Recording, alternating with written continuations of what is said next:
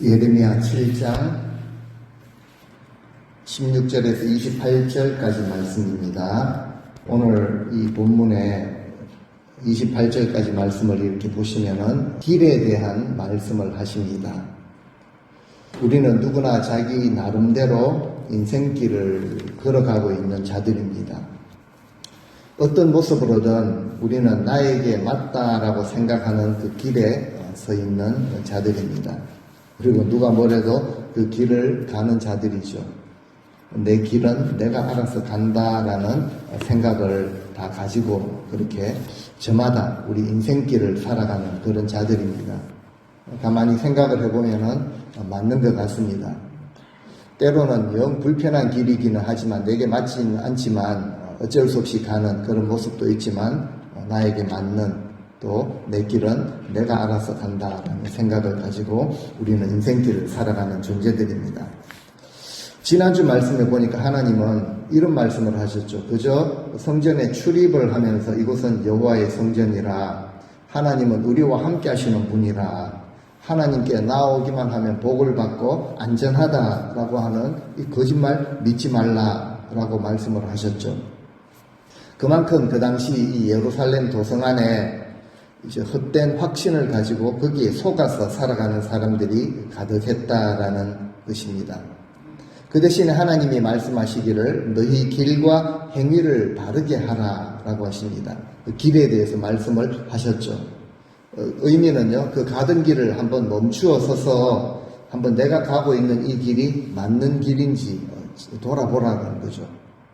우리 인생이 이렇게 돌아볼 필요, 자기 성찰이 반드시 필요하기 때문에 하나님은 이 표현을 하신 것입니다. 내가 가고 있는 이 길이 맞는 것인지, 나의 행위가 바른지 돌아보라 라고 말씀을 하십니다.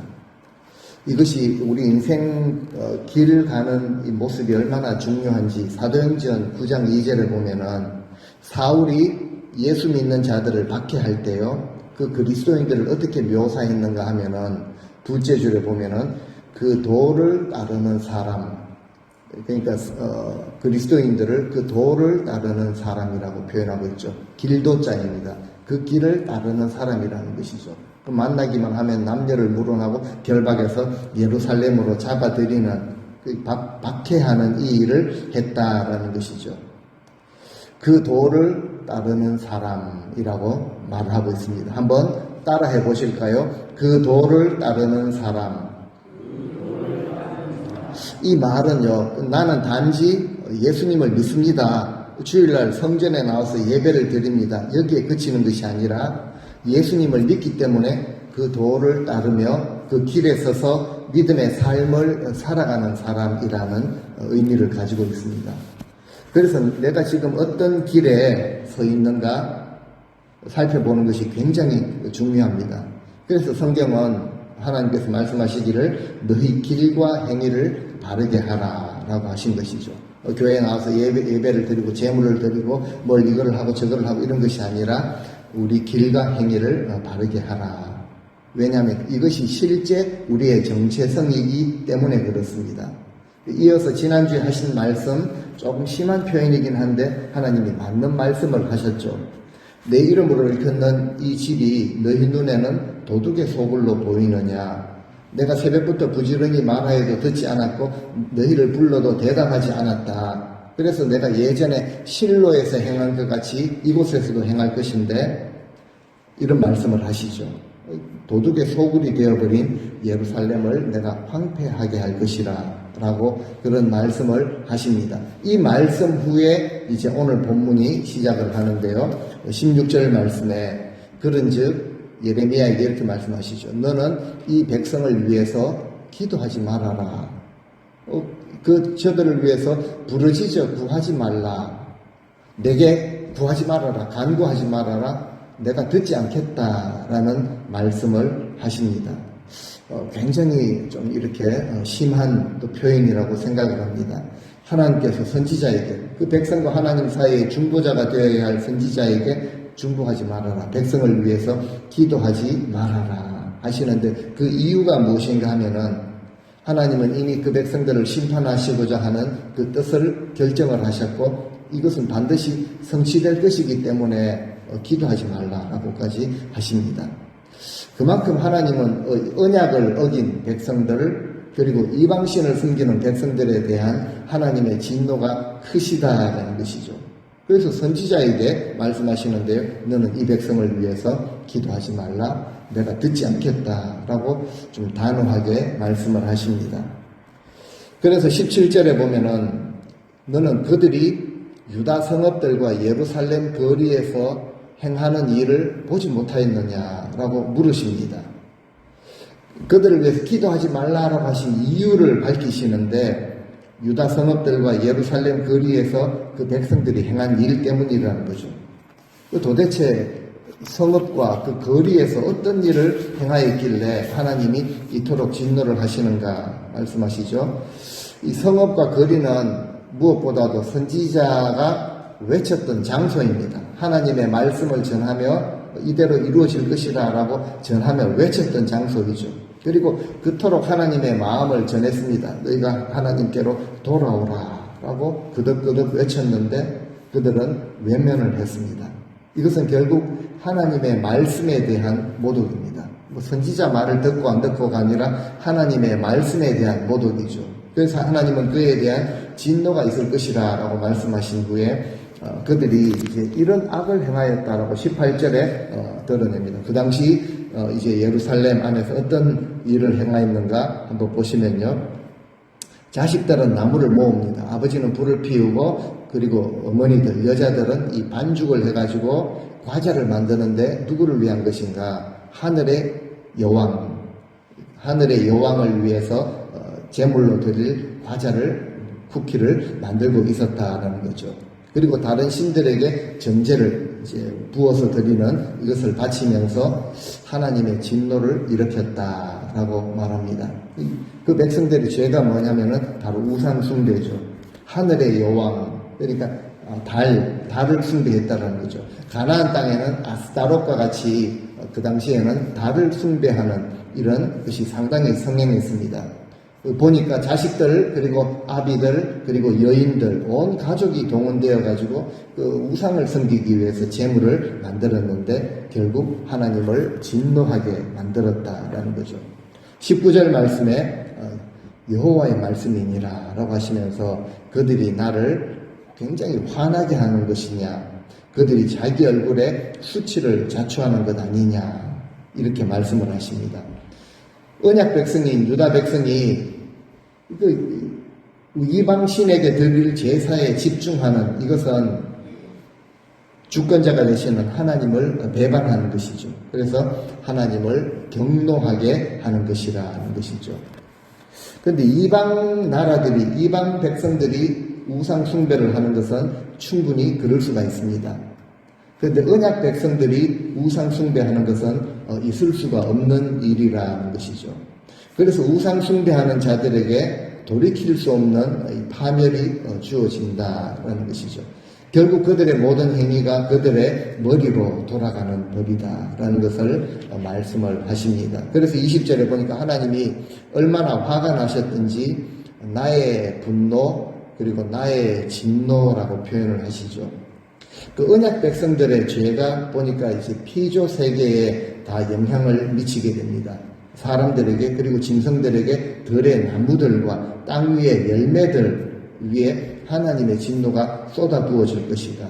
그래서 이것이 꺼지지 않을 것이라 라고 말씀을 하십니다. 언약 백성들이 우상 숭배를 할 때는 무언가 바라던 것이 있었죠. 그 우상 숭배의 효과를 노리고 이제 온 가족이 협력해서 제물을 만들어 갖다 바쳤습니다. 그들의 소원대로 잘 풀리기를 바라고 바라는 것도 이루어지기를 바랬는데 그런 것은 하나도 없고 그 무서운 죄의 결과를 가지고 하나님의 진노와 하나님의 분노를 격동하게 하는 이런 결과를 가지고 왔다라는 거죠. 그래서 그들은 정말 무엇이 하나님께 기쁨이 되는지, 그리고 사랑과 자비의 하나님께서 무엇을 베풀어 주시고자 하는지, 그 베풀고자 하는 은총에는 관심이 없었습니다. 은혜에는 관심이 없고 하나님의 뜻을 행하려는 의지가 전혀 없었죠. 그래서 인간의 표현을 빌리자면은 하나님께서 이 언약 백성들이 우상을 숭배했기 때문에 질투를 많이 하시고 굉장히 많이 섭섭해 하시고 화가 머리 끝까지 나셨다라는 거죠. 이것은 충분히 하나님의 노를 일으킬 만한 그런 일이라는 거죠. 그래서 예레미야를 성전 앞에, 문 앞에 보내가지고 이런 말을 전하게 하시죠. 이것이 여호와의 성전이다. 이곳에 들어오면은 안전하다. 우리는 하나님의 언약 백성들로서 하나님의 보호함을 입을 것이라. 이런 거짓말을 믿지 말라. 그래서 정말 하나님의 백성들은 하나님의 마음을 알아야 하는 것이죠. 사람들의 마음이나 우리 마음이 아니라 하나님의 마음을 알아야 하고 하나님의 뜻을 이루어드리는 이런 삶을 살아야 한다라는 사실입니다. 21절에 보면은 조금 이렇게 재밌는 표현이 나오는데요. 같이 한번 읽어보시겠습니다. 만군의 여호와 이스라엘의 하나님께서 이와 같이 말씀하시되 너희 제물과 번제물의 고기를 아울러 먹으라. 어떤 뜻일까요? 하나님께서 이와 같이 말씀을 하시는데 희생 제물과 번제물의 고기를 아울러 같이 먹으라라고 하십니다. 그러니까 이 백성들로 하여금 이제 먹고 누리라라는 이런 말씀이 아니라 이런 뜻입니다. 너희가 바치는 이 희생 제물, 번제물의 고기에는 나는 관심이 하나도 없다. 너희는 제물도 바쳤고 할 도리 다 했다라고 안심을 하는데 그것은 나를 위한 것이 아니니 너희나 많이 먹고 너희 배나 채우라 라는 뜻이죠. 사실 좀 무서운 표현입니다. 세번역, 쉬운 성경, 우리말 성경 이런 것들을 참고를 해서 보니까요. 이런 뜻입니다. 하나님은 마당만 밟는 이런 형식적인 제사를 요구하신 적이 없다는 것이죠. 진실하신 분의 솔직한 표현입니다.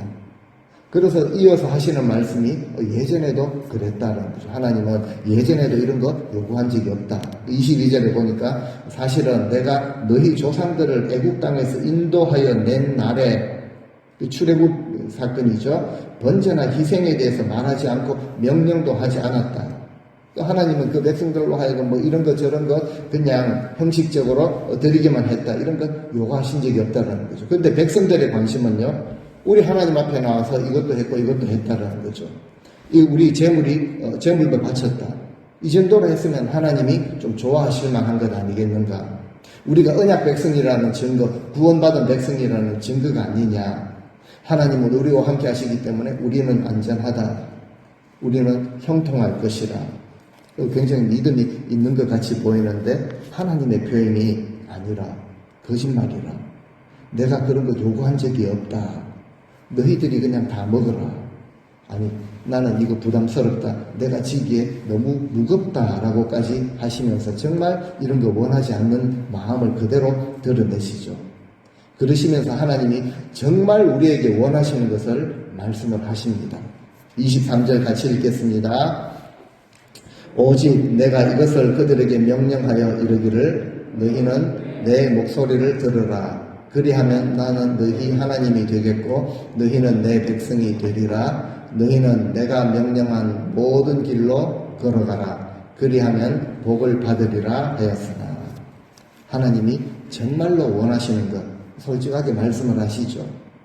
하나님이 정말로 원하시고 모든 복을 예비하신 것인데 그 백성들은 너무 이거 별거 아니라고 이렇게 여겨버렸죠. 근데 하나님이 정말로 원하시는 것이 무엇입니까? 하나님의 목소리를 듣기를 원하셨습니다. 그리고 하나님이 명령한 모든 길로 걸어가기를 하나님이 원하신다는 거죠. 그런데 그 백성들은 도무지 하나님의 음성에는 관심이 없습니다. 시시하게 여겨버린 것이죠. 그리고 하나님이 명령한 길과는 반대의 길로 지금 걸어갔던 것이죠. 그래서 하나님은 말씀하십니다. 너희는 내 목소리를 좀 들어라. 사무엘 선지자를 통해 하신 말씀이죠. 순종이 제사보다 낫다라는 하나님의 원칙이 여기서 다시 한번 강조됩니다. 그 백성들은요, 우리 제사가 낫다, 우리가 제사를 잘 드린다, 이 정도로 하면 하나님이 좋아할 것이라 라고 하신 생각을 했는데, 하나님은 반대로 말씀을 하시죠. 너희는 내 목소리를 들으라. 나에게 순종하는 것이 그 제사보다 낫다. 나는 제사를 원하지 않는다 라고 말씀을 하시죠. 온전히 우리가 순종하기 위해서는 여호와의 목소리를 듣고 하나님이 원하신 바가 무엇인지를 알아야 하는데, 유다 백성들은 하나님이 원하시는 것에는 조금의 관심도 두지 않았고, 다만 우리가 성전 마당을 밟았고 제사 형식을 거쳤기 때문에 내 제사가 낫다, 어떨 때는 이거 탁월한 것이다 라고 착각을 하면서 우리 자신들의 임무를 다한 것으로 오해했던 것이죠. 하나님은 들으라 라고 말씀을 하시는데, 우리 인생은 어지간히 잘 안 듣습니다. 하나님을 섬긴다라고 하면서 정말 안 듣죠. 자기가 듣고 싶은 것만 골라서 듣습니다. 듣고 안 듣고, 하고 안 하고는 내가 결정한다, 내 관심에 따라 달렸다라는 그런 마음들이 많은 것 같습니다. 그런데 하나님께서 들으라라고 하시면서 우리에게 들려주시는 내용은 정말 귀한 약속입니다. 나는 너희 하나님이 되겠고 너희는 내 백성이 되겠다. 바로 언약이죠. 시내산 언약의 내용인데요. 듣고 순종하면은 복을 받으리라. 엄청난 복이 되는 말씀인데, 그 백성들은 전혀 들을 생각을 하지 않습니다. 듣지 않았고 그 길을 따르지 않았죠. 그래서 24절에 이렇게 말씀을 하십니다. 그들이 순종하지 아니하며 귀를 기울이지도 아니하고 자신들의 그 악한 마음과 꾀 그리고 완악한 대로 행하여 내게 등을 돌렸다. 그 얼굴을 내게로 향하지 아니하였다 라고 말씀하십니다. 즉 순종하지 않았다는 거죠. 오히려 그 순종의 대상을 우상에게 바꾸었습니다. 우상에게 정신이 팔려 있어서 하나님의 말씀에는 관심이 없었죠. 자신의 꾀를 믿었습니다. 마음이 굳어지고 완악한 마음으로 행하였고 등을 하나님께 돌렸습니다. 즉 하나님의 얼굴을 피했다라는 것이죠.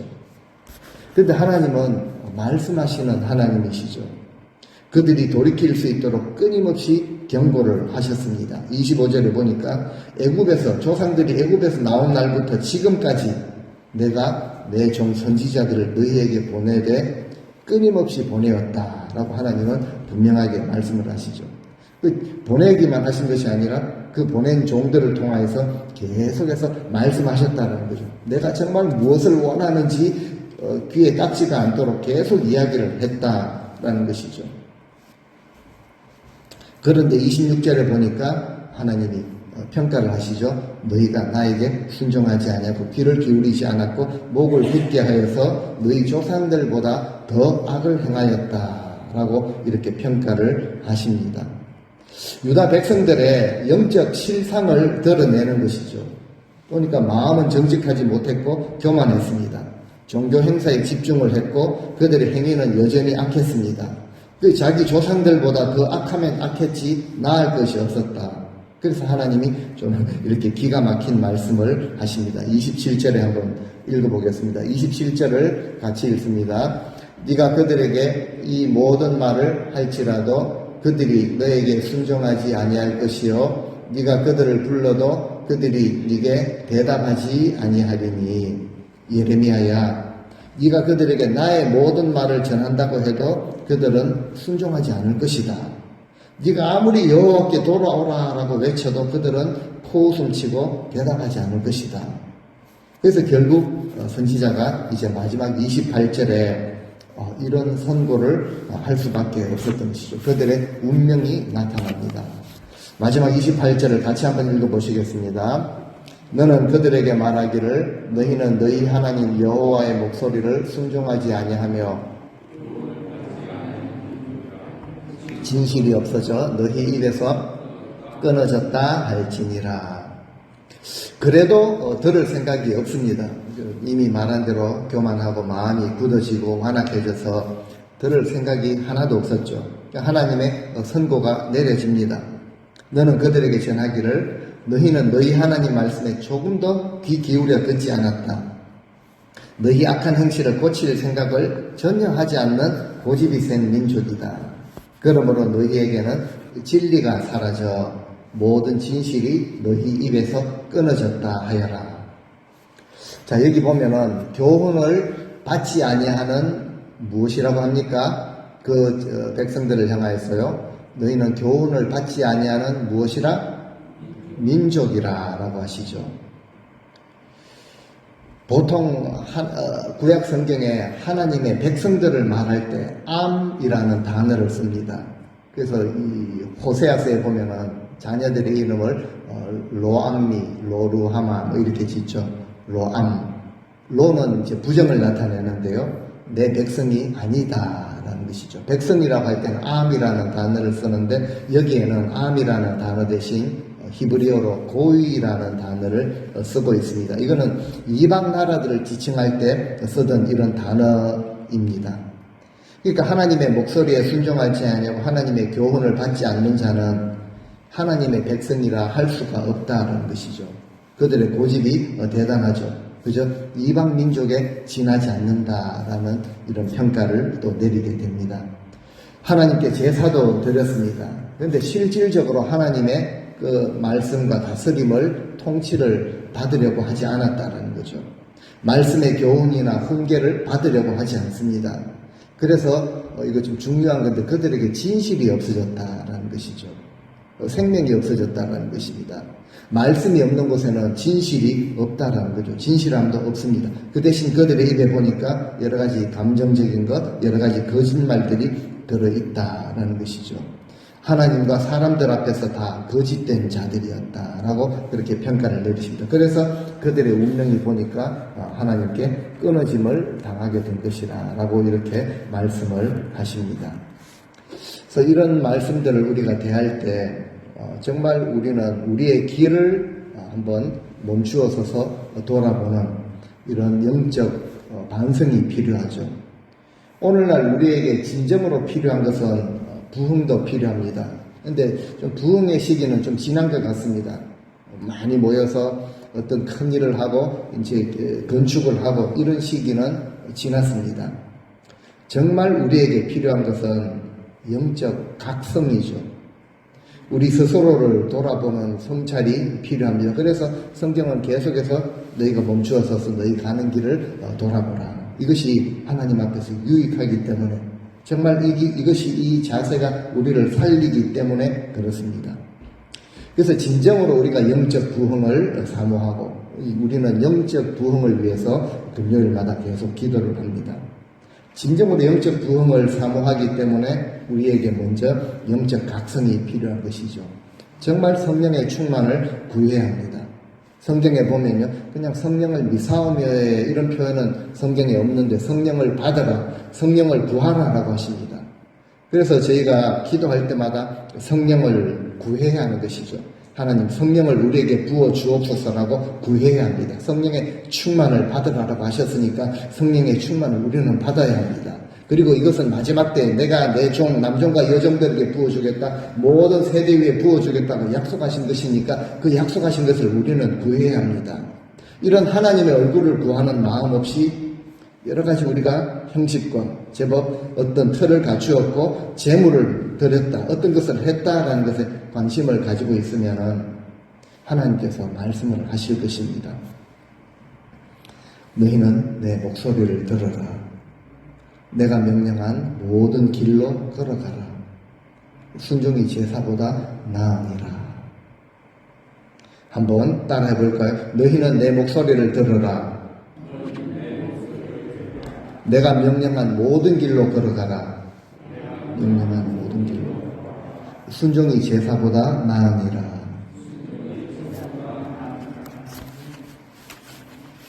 여호와 하나님의 말씀에 대한 순종, 이것은 그 당시에 이스라엘 백성들에게 있어서는 별로 중요하지 않게 보였습니다.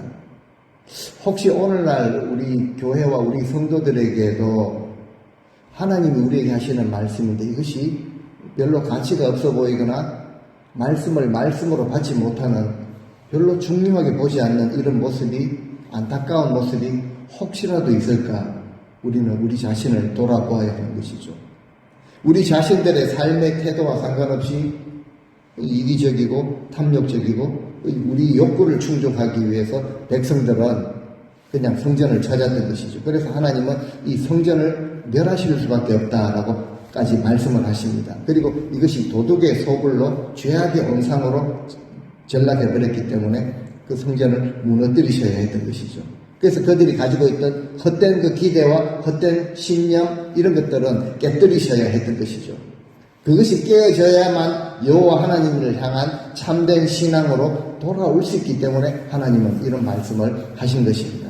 결국 하나님의 관심과 하나님의 사랑이었다라는 것이죠. 이 땅에 우리 교회와 성도들이, 우리는 정체성이 분명한 존재들입니다. 우리를 베드로전서에서 말씀하시죠. 거룩한 나라라고 말씀하십니다. 택하신 백성들입니다. 이방인들과 다른 우리는 하나님의 택하심을 입은 백성들이고 왕같은 제사장들과 같은 존재들입니다. 우리 교회와 성도들이 회복이 되어지고 새로워지면은 세상은 자연스럽게 변화되는 것이죠.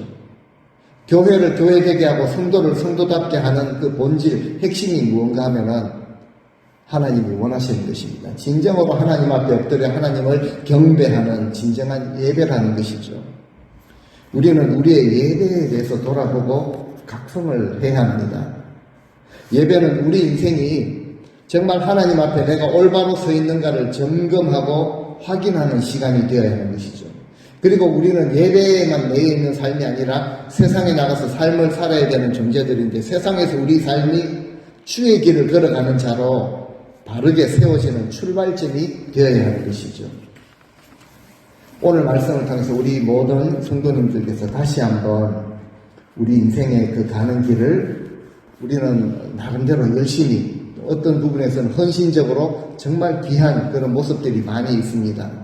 여기에 안주할 것이 아니라 다시 한번 우리의 인생길을 돌아보시고 정말 한 번밖에 없는 이 남은 귀한 인생을 믿음의 반석 위에 아름답게 세워나가시는 그런 귀한 믿음의 성도님들 다 되시기를 우리 주님의 이름으로 간절히 축원드립니다. 아멘.